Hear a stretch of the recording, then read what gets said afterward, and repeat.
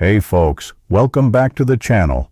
Today, we're diving into the life of Cass Elliot, the golden voice of the mamas and the papas, who left us at just 32. With a chilling rumor trailing her, she choked on a sandwich. But behind that gossip lies a tragedy far darker than her death, a secret that'll send shivers down your spine.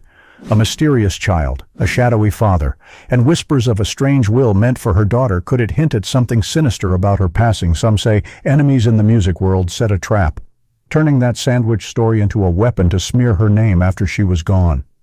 Lavish parties, lonely nights, and a death alone in a stranger's apartment all point to a haunting truth. What pushed her into this tragedy? Was it pressure, betrayal, or a will revealing a terrible crime? Stick with me, and let's unravel the mystery behind that sandwich rumor. Chapter 1. Echoes of a Fallen Star. A quiet morning in London, 1974. Cass Elliot is found lifeless on a bed in Harry Nilsson's apartment. On the table nearby, a half-eaten ham sandwich sits like some odd clue, choked on a sandwich. The headline screamed, as if her whole life her incredible voice was just a punchline about an overweight singer. But if you think Mama Cass's story is only sad because of how she left us, you're missing the bigger picture. Her life was a song filled with low notes from the moment she was born. Born Ellen Naomi Cohen in 1946 in Baltimore, to a struggling Russian Jewish immigrant family. She started singing in dark alleys at 5, her clear voice echoing far. Neighbors whispered she was born with a gift, and there's even a story about a passing fortune teller who looked at her and said, "You'll be famous, but the cost will be steep." That hope drove her, but it also planted a seed of fear. By 9, she was singing Russian lullabies at a local festival, earning applause, but a few judgmental glances at her weight made her hesitate. That was her first cut, in the 1950s, when America worshipped slim figures and saw being overweight as something to be ashamed of. Kids were mocked. Women were judged, and Cass, even at 9, felt that harsh pressure. In 1960, at 19, she dropped out of school and headed to New York, chasing Broadway dreams. She took the name Cass Elliot, inspired by actress Peggy Cass and a lost friend. But auditions didn't go smoothly. They say she lost a role to an unknown Barbra Streisand, and cruel comments about her size left her crying in private. In a world idolizing Audrey Hepburn's elegance, society placed a silent burden on her to prove her worth through her looks. That ambition was her spark, but it also set the stage for tragedy. Society's prejudice about her appearance, like a quiet poison, grew over time, pushing her into brutal diets and, eventually, that sandwich rumor, a stain on her legacy. Where did that light start to fade? Let's keep going and find out. Chapter 2. Whispers of Betrayal. Cass left Baltimore with music in her heart, but her early days with small bands like the Big Three and the Mugwumps held something unsettling. Word is, she met Denny Doherty there, a singer with a mysterious smile, and some say a secret romance sparked between them. But a shadow crept over her path. Bandmates whispered behind her back, calling her the Moving Mountain, and some believe those weren't just jokes but hints of a bigger plot in the music industry, maybe about controlling artists' images. Her road to the mamas and the papas was foggy. John Phillips rejected her at first, saying her voice was too low, but rumors suggest he worried her size would tarnish the band's image, and an insider claimed he called her a stage liability in a private meeting. What's the truth? They say Cass made a bold move, letting the broke band crash at her place to secure her spot. But that was just the start. In their song Creek Alley, the line "No one's getting fat except Mama Cass" popped up, and some think it wasn't just a quip but a coded message about her, maybe tied to pressure from the band to change. In the 1960s, when America glorified slender beauty, Cass faced judgmental stares. Fashion magazines flaunted skinny models, and audiences at shows started murmuring, calling her the fat singer. A rumor says a journalist refused to interview her, claiming a singer that heavy doesn't deserve the front page, though he really feared losing readers by featuring someone who didn't fit the mold. Why did society treat her this way? It was an era where looks defined everything. And Cass, despite her soul-stirring voice, endured unimaginable pressure. Once, she quietly left a stage after a show, clutching a note from an audience member that read "Lose weight," her eyes empty. That shame wasn't just words, It raises a question: did someone deliberately push her towards self-destruction? Those wounds laid the groundwork for harsh diets and failing health, leading to a mysterious end we'll explore.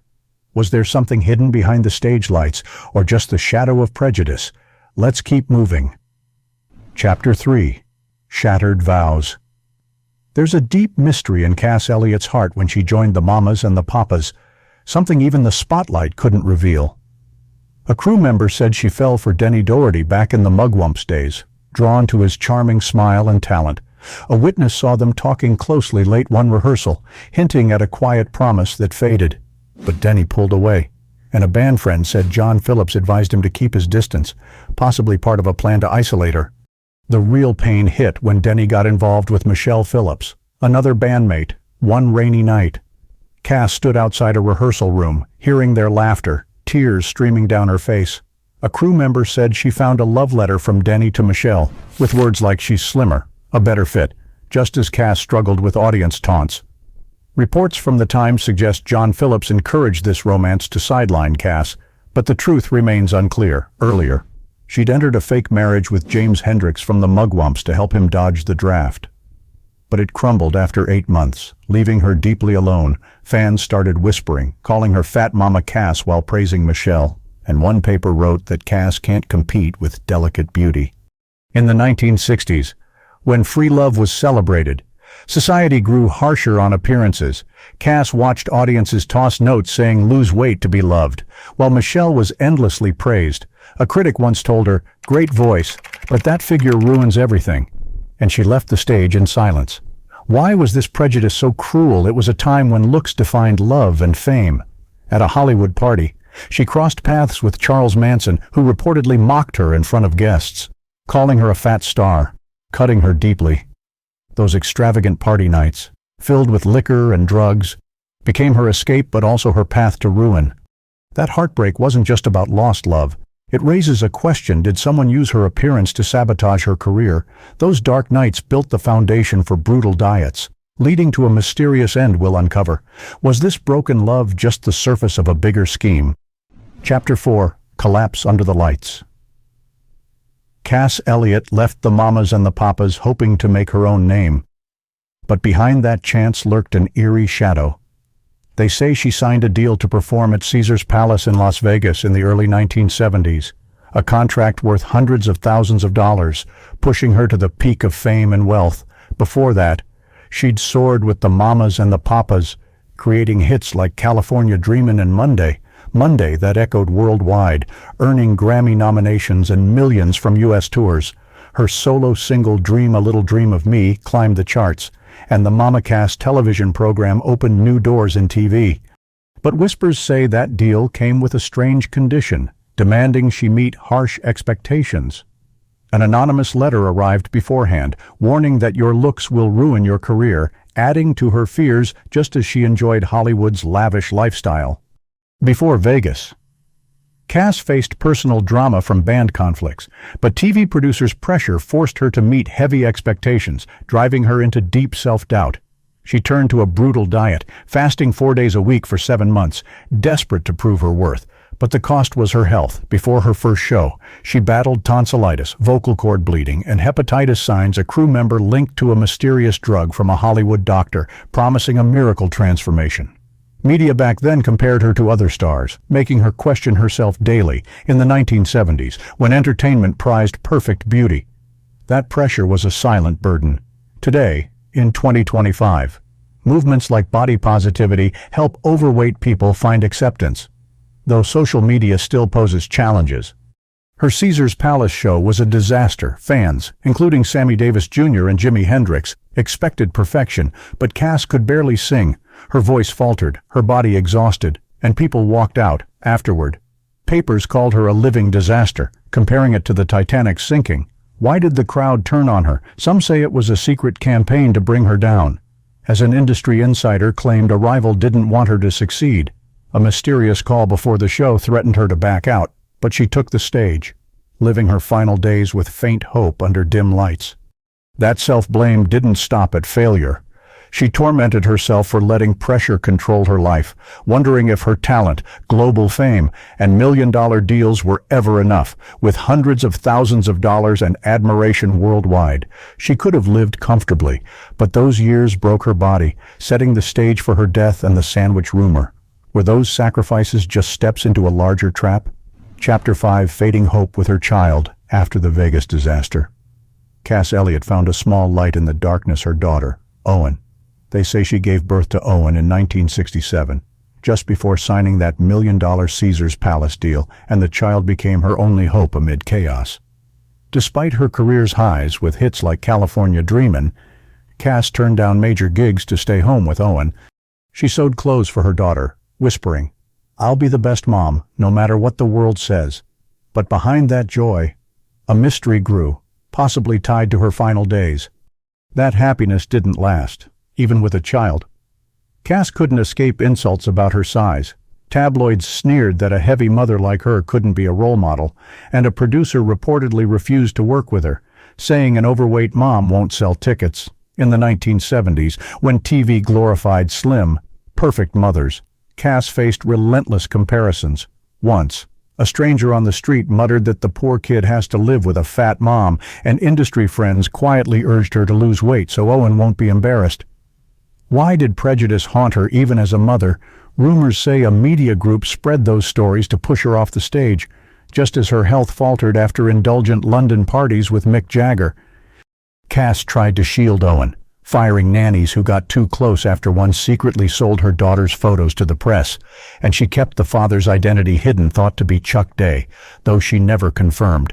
A crew member said she hid this to avoid scandal, possibly involving a powerful music industry figure who wanted his name kept secret. In her final days, she drifted through lavish parties, living under dim lights with an empty heart, her health fading. Despite hundreds of thousands of dollars from contracts and fame from hits, she couldn't enjoy it, haunted by prejudice. Compared to 2025, with body positivity gaining ground, Cass's era lacked empathy, and public body shaming pushed her toward ruin. Her fragile joy with Owen couldn't save her. Years of self-destruction left her on the edge, leading to a mysterious end. Did her love for her daughter get overshadowed by hidden schemes? Chapter 6: Shadows of the Final Act. Cass Elliot entered her final days with a worn-out body and spirit, as if a dark mystery had enveloped her. They say she collapsed backstage at Johnny Carson's show in 1974, but she forced a smile, calling it just tiredness. Still, her sunken eyes betrayed a silent despair, carrying the weight of years past. Rumors swirled that an enemy in the music world was quietly watching, waiting to strike, but the truth remains unanswered. Her last days in London were the height of tragedy. She pushed through 2 weeks of shows at the Palladium, but her weak voice and tired body drove audiences away. Before that, some fans shouted "Lose weight, Mama Cass" during a performance, and papers called her a fat singer with no appeal. In the 1970s, as entertainment glorified perfect beauty, Cass faced merciless comparisons to slimmer stars. A rumor says a critic wrote she should have stayed home instead of ruining the stage, and some in the crowd mocked her as they left, tossing insults like "too fat to sing."